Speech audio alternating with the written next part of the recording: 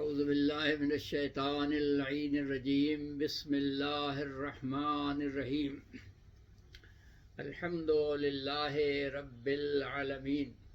الرحمن الرحیم۔ اے اللہ، ہم تیری بارگاہ میں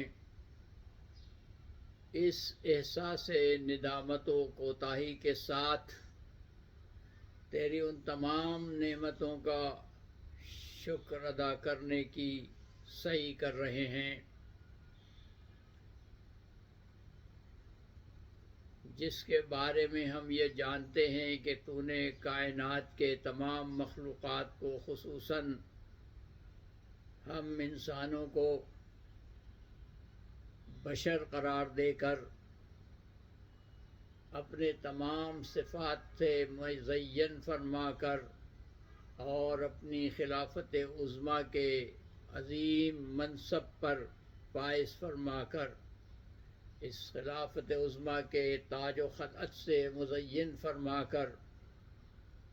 اس کائنات میں نہ صرف وجود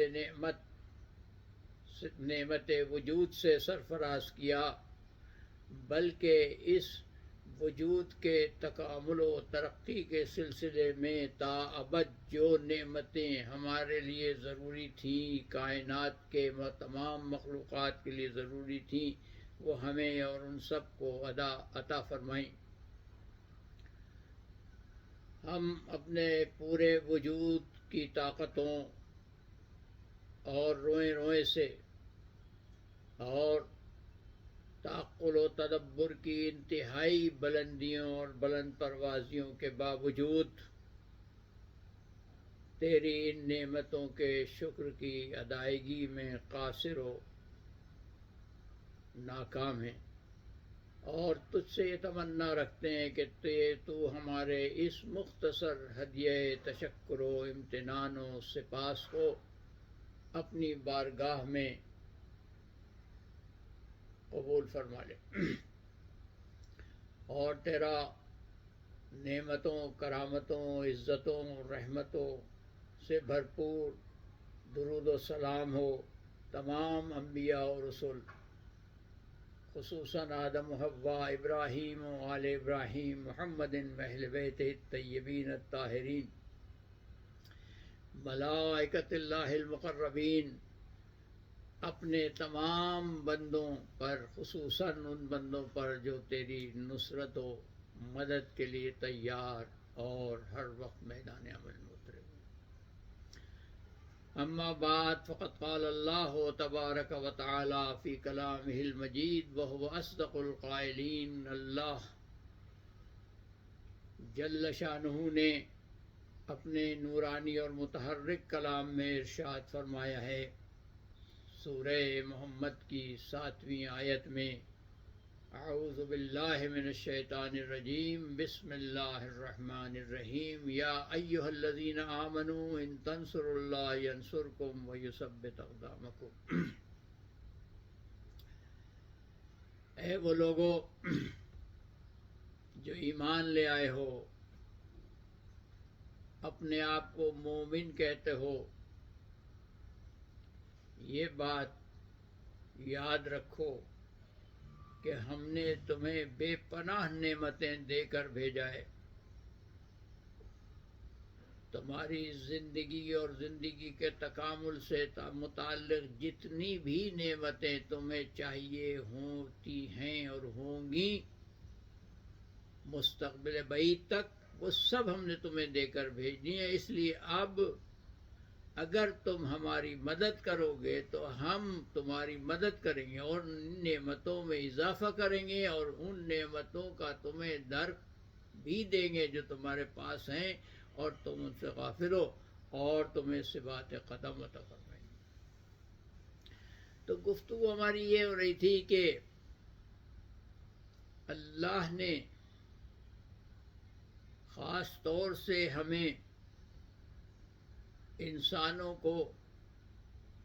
مجموعی طور پر اپنی خلافت کے منصب سے سرفراز کیا ہے،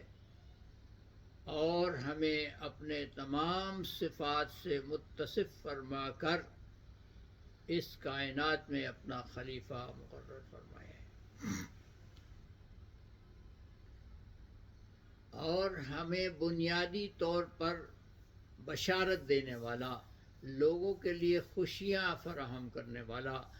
لوگوں کو تکامل کی طرف حرکت دینے کی کوشش کرنے والا بنا کر،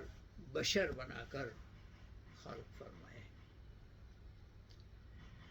تو گفتگو ہماری یہاں تک پہنچی تھی کہ اللہ کی مدد اور عبادت الہی،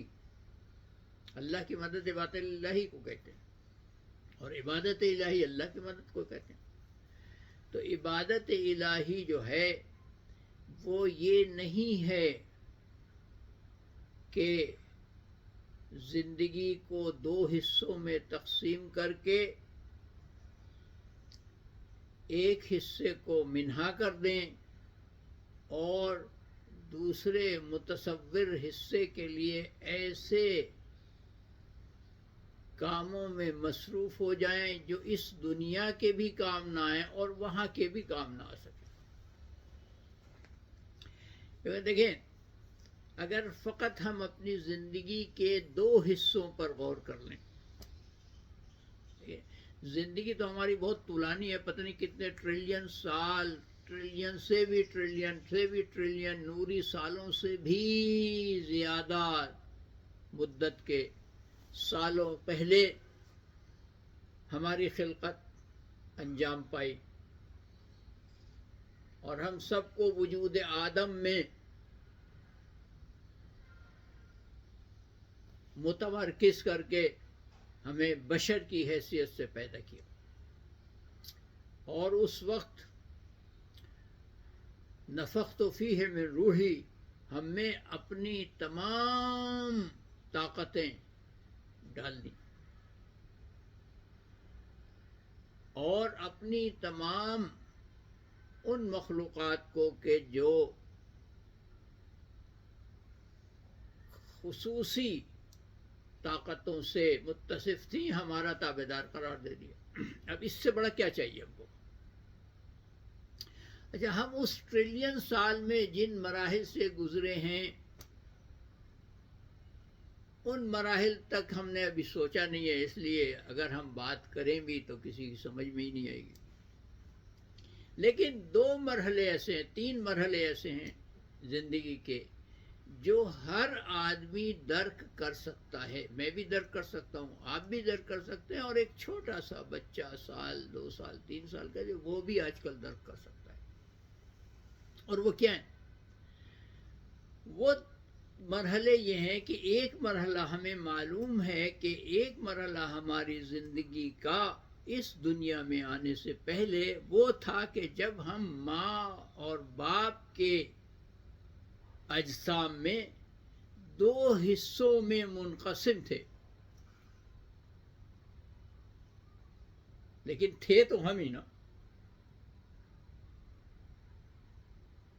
ہم ہی تھے، وہ دو حصوں میں منقسم تھے، ٹھیک ہے؟ ایک حصے کو اسپرم، ایک حصے کو بیضہ، یا جو بھی نام آپ لے لیں۔ ایک حصہ ہمارا ہماری باپ کے جسم میں حرکت پذیر تھا اور زندہ تھا اور ہمارے باپ کو جولانیاں دے رہا تھا، اور ایک حصہ ہماری ماں کے جسم میں زندہ اور متحرک تھا اور ہماری ماں کو جولانیاں دے رہا تھا۔ اور یہی دو حصے باعث بنے کہ ہمارے ان دونوں حصوں نے ہمارے ماں باپ کو مجبور کیا کہ آپ دونوں رشتہ ازدواج میں منسلک ہو جائیں اور وہ عظیم عبادت انجام دیں جس کے نتیجے میں ہمارے یہ دو حصے ایک ہو کر اس حالت میں اس دنیا میں آ جائیں۔ اب ہم تو کہتے ہیں کہ ہم اپنے ارادے سے آئے نہیں، لیکن بنیادی طور پر تو ہم نے اپنے ماں باپ کو مجبور کیا کہ بھائی اب ہم کو آپ کے جسم سے نکل کر ایک نئی زندگی حاصل کرنا ہے، ایک نیا تکامل پیدا کرنا ہے، ایک نئی شیپ اختیار کرنا ہے، ایک نیا فریضہ انجام دینا ہے، تو اب آپ دونوں شادی بیاہ کریں اور وہ عظیم عبادت انجام دیں کہ جس کے نتیجے میں ہمارے یہ دو ٹکڑے ایک ہو جائیں۔ یہ ایک زندگی کا مرحلہ۔ اب اماں ابا نے شادی کر لی، شادی کے بعد ایک عبادت انجام دی، اس کے بعد پتہ چلا کہ ہم نے اپنے وجود کو اپنی ماں کے وجود میں نئی زندگی دینا شروع کی۔ اب یہ ایک مرحلہ تھا کہ ماں باپ کے دو جسموں میں الگ الگ حصے میں تھے، پھر ہم ماں کے شکم میں پہنچے، اور ماں کے شکم میں بھی پہنچ کر کچھ عرصے تک ہم انہی دو حصوں میں رہے اور ان دو حصوں کو ایک کرنے کی کوشش کی، اور دونوں حصے ایک ہو گئے۔ یہ دوسرا ہمارا مرحلہ حیات تھا۔ اب جب یہ اسپرم اس بیضے کے اندر داخل ہو گیا تو ہماری حیات کا ایک تیسرا مرحلہ شروع ہو گیا، اور ہم کبھی خون کا لوتھڑا بنے، کبھی ہڈیاں آئیں، کبھی دل و جگر پیدا ہوا، کبھی اس میں سانس کی رمق آئی، کبھی اس کے وجود میں دوسرے لباس پہنائے گئے، اور وہ لباس جب اس قابل ہو گیا کہ اب شکم مادر میں اس لباس کے ساتھ رہنا ممکن نہیں تھا، اگر ایک لمحے بھی اس لباس کے ساتھ شکم مادر میں مزید رہتے تو ماں کے لیے نہیں، اس پوری کائنات کے لیے جس میں ہم تھے، ایک بہت بڑی تکلیف دہ صورتحال پیدا ہو جاتی۔ آپ دیکھتے ہیں نا کہ کبھی کبھی بچے ماں کے پیٹ میں نعوذ باللہ الٹی کر دیتے ہیں یا بول و براز کر دیتے ہیں، تو کیا صورتحال پیش آ جاتی ہے۔ تو اس وقت سے پہلے ہم نے اتنا پریشر ڈالا اپنی اماں کے اوپر، اتنا پریشر ڈالا کہ اماں مجبور ہو گئیں کہ یا آپریشن کرائیں یا لیبر میں جا کر اتنی سخت تکلیف اٹھائیں اور ہم کو اس دنیا سے اس دنیا میں منتقل کر دیں۔ اب اس دنیا میں جب ہم مرے، جب وہ دو حصے ہمارے ایک ہوئے تو ایک موت ہماری ہو گئی نا۔ جب اماں ابا کے شکم سے نکل کر، اماں ابا کے جسم سے نکل کر والدہ کے شکم میں پہنچے، تب ہماری ایک موت ہوئی، نئی زندگی شروع ہوئی۔ جب اس شکم میں پہنچنے کے بعد ہم دونوں آپس میں ملے، پیار دلار کیا اور ایک ہو گئے، تو یہ ہماری دوسری موت ہوئی اور تیسری زندگی شروع ہو گئی۔ اب جب ہم گوشت بنے، ایک زندگی ہوئی، پھر گوشت میں ہڈیاں آئیں، دوسری موت ہو کے دوسری زندگی، چوتھی زندگی آ گئی۔ اس کے بعد بدلتے رہے، جب ہمارا لباس اس دنیا میں جو شکم مادر میں تھی اس قابل نہیں رہا کہ اس میں وہ گنجائش پیدا کر سکے، تو ہم اس دنیا میں موت آئی ہمیں اور اس دنیا میں زندگی آ گئی، اور ماں باپ کو اتنے پریشر میں ڈال کر اس دنیا میں ہمکنے، چہکنے، چہچہانے لگے۔ تو دیکھا آپ نے کہ ہم اپنے ارادے کے ساتھ حرکت کی، ہم نے اپنے ارادے کے ساتھ پیدا ہوئے، اپنے ماں باپ پر اتنے پریشر لگا کر آئے، اور ہم کہتے ہیں صاحب اماں ابا نے زبردستی پیدا کر دیا، ہم تو پیدا ہی نہیں ہونا چاہ رہے تھے۔ تو بھائی اگر نہیں پیدا ہونا چاہ رہے تھے تو وہیں چلے جاتے اللہ میں کے پاس، کائے کو آگے بڑھے تھے، کائے کو آگے بڑھے تھے، کائے کو اماں کو اتنی تکلیف دے کے نکلے تھے، بھائی وہیں چلے جاتے۔ کسی نے بھیک مانگی تھی تم سے، کیا ہو، بھیک مانگی تھی۔ تو پتہ یہ چلا کہ انسان کی زندگی کے مراحل ایک دوسرے سے وابستہ ہیں۔ اب اگر اس مرحلہ حیات میں جب ہم شکم مادر میں نہیں آئے تھے اور ماں باپ کے اجسام میں تھے، جو فرائض ہمارے تھے ماں باپ کے سلسلے میں، اپنی حیات کے سلسلے میں، اس سے اگر ہم نے غفلت برتی تو اس ماں کے شکم میں آ کر جو ہماری تشکیل ہوئی اس میں وہ مشکلات ہمارے ساتھ آ گئے. اگر اس وقت ہم نے اپنے اس وقت کے فریضے کے مطابق حرکت نہیں کی تو اس دنیا میں آ کر ہم بہت سی ڈسیبلٹیز کا شکار ہوئے. ٹھیک ہے. اب اگر ہم اس دنیا میں آنے والی دنیا کے مطابق حرکت نہیں کریں گے اور اس دنیا میں جو ہمارے فرائض ہیں ان فرائض کو ادا نہیں کریں گے تو اگلی دنیا میں ہمارے لیے اسی قسم کے پرابلمس ہوں گے. اب اس میں آپ کو بہت سے سوالوں کا جواب مل گیا. اگر آپ غور کریں تو میں نے سربستہ طور پر نہیں، واضح طور پر آپ کے بہت سے سوالوں کا جواب دے دیا جو روزمرہ ہمارے معاشرے میں گشت کر رہے ہیں کہ صاحب وہ ڈسیبل کیوں پیدا ہو گیا، وہ فقیر کیوں ہیں، وہ یہ کیوں ہیں، وہ کیوں ہیں، اللہ میں نے ان کو ایسا پیدا کیا تو ان سے کیا حساب لگا. ہر آدمی جو بھی دنیا کی کائنات کے جس مرحلہ حیات میں ہے اس میں وہ اپنے پچھلے مرحلہ حیات کی ایکٹیویٹیز کے مطابق کمال یا زوال پر پذیر ہے. اس لیے اگر ہم اس زندگی میں